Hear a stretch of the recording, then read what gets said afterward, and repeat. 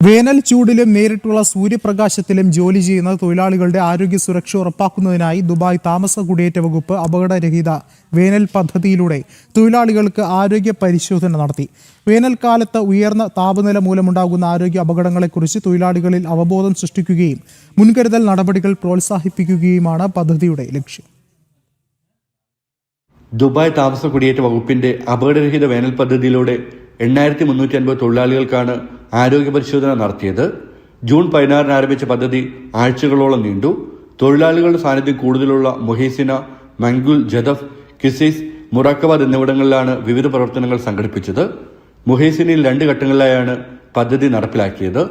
കടുത്ത ചൂടിൽ ജോലി ചെയ്യുമ്പോൾ ഉണ്ടാകുന്ന ഹീറ്റ് സ്ട്രെസ്, നേരിട്ടുള്ള സൂര്യപ്രകാശം മൂലമുള്ള ആരോഗ്യ പ്രശ്നങ്ങൾ എന്നിവയെക്കുറിച്ച് തൊഴിലാളികൾക്ക് ബോധവൽക്കരണം നൽകി.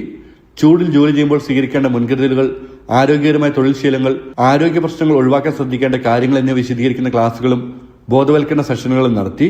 ബോധവൽക്കരണത്തോടൊപ്പം ജോലി സ്ഥലങ്ങളിൽ തന്നെ ആരോഗ്യ പരിശോധനയ്ക്കുള്ള സൗകര്യവും ഒരുക്കിയിരുന്നു. 28 ആരോഗ്യ വിദഗ്ധരുടെ നേതൃത്വത്തിലാണ് 8350 പരിശോധനകൾ നടത്തിയത്. ജനം, ദുബായ്.